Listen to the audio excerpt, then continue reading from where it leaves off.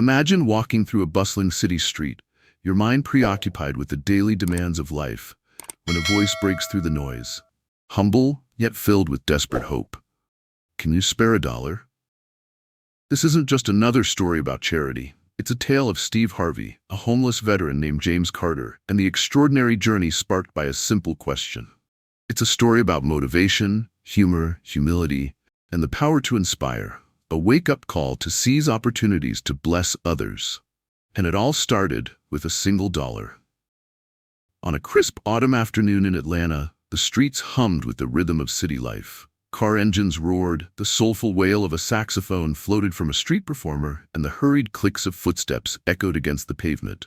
Steve Harvey, known for his sharp wit and even sharper suits, stepped out of a local deli.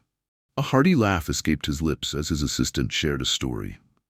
The day had been long but productive, wrapping up a packed schedule of filming.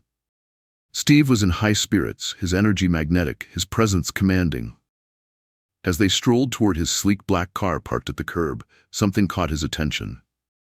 The sight of a man sitting on the sidewalk caught Steve's eye. He was older, his gray-streaked beard tangled, and his face etched with lines that spoke of a life filled with hardship. His tattered military jacket hinted at a proud past, though its faded insignia and worn fabric told the story of years gone by.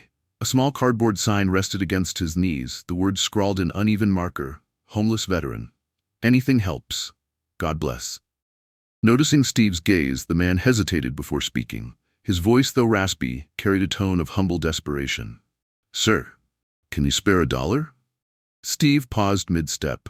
The bustling noise of the city seemed to fade as he turned to face the man.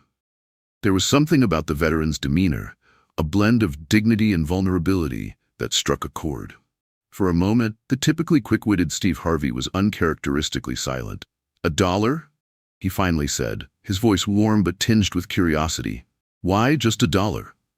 The man, James Carter, as Steve would soon learn, shrugged and managed a faint smile. "That's all I need to get a coffee. Something warm for the cold, you know?" Steve glanced down at the man's hands, rough and calloused, gripping the edge of the sign as though it were an anchor in a storm. Then, breaking the tension in classic Steve Harvey fashion, he chuckled. "Man, you're aiming way too low if you're asking me for $1. A few passers-by slowed, intrigued by the exchange. James blinked, caught off guard by Steve's response. "What's your name?" Steve asked, crouching down to meet the man's gaze at eye level.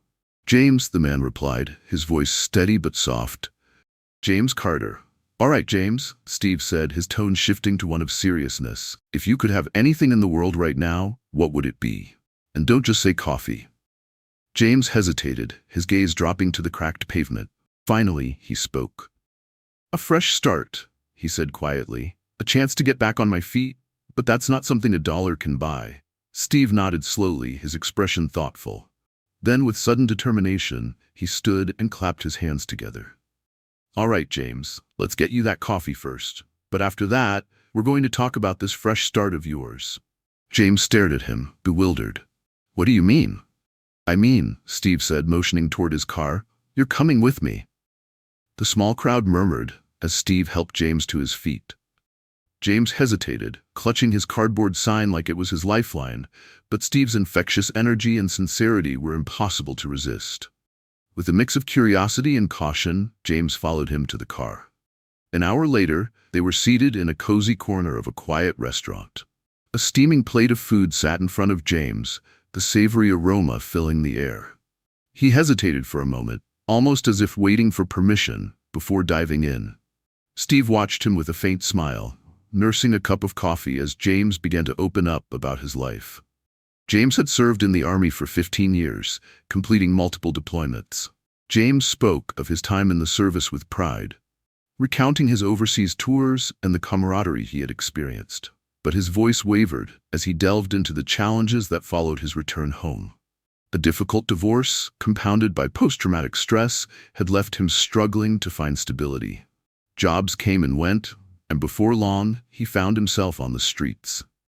"I've tried to get back on track," James said, his voice heavy with emotion. "But every time I think I'm making progress, something knocks me back down." Steve listened intently, nodding occasionally, his expression unwavering. When James finished, Steve leaned forward, his gaze steady. "James, let me tell you something. You've already proven you're a fighter. You've given more to this country than most people ever will. But you can't let these setbacks define you. It's not over, man, not by a long shot." James looked down, his eyes glistening. "It's just hard to see a way out." "That's where I come in," Steve said, his voice firm. "I can't fix everything for you, but I can help you get started. And you've got to promise me one thing.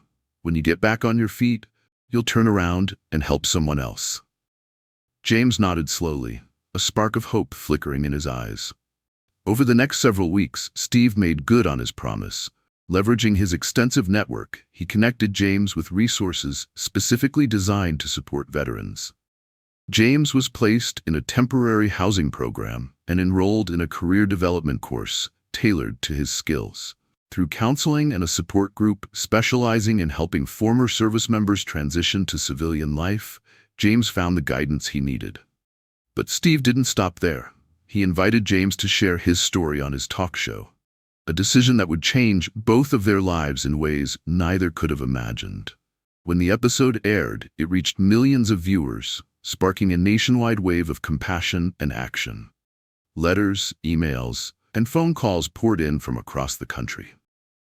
People shared their own struggles, offered words of encouragement, and extended job opportunities to James. Donations flooded into organizations supporting homeless veterans, inspired by James's resilience and Steve's heartfelt call to action. One particularly touching response came from a construction company owner who was also a veteran. He offered James a position as a site supervisor, complete with a generous salary and housing assistance. It was the turning point James had been praying for. Months later, James returned to Steve's talk show, but this time, he was a changed man. Gone were the tattered jacket and the wariness in his eyes. He stood tall, dressed in a crisp suit, his demeanor exuding confidence and gratitude. The audience rose to their feet in applause as James stepped onto the stage.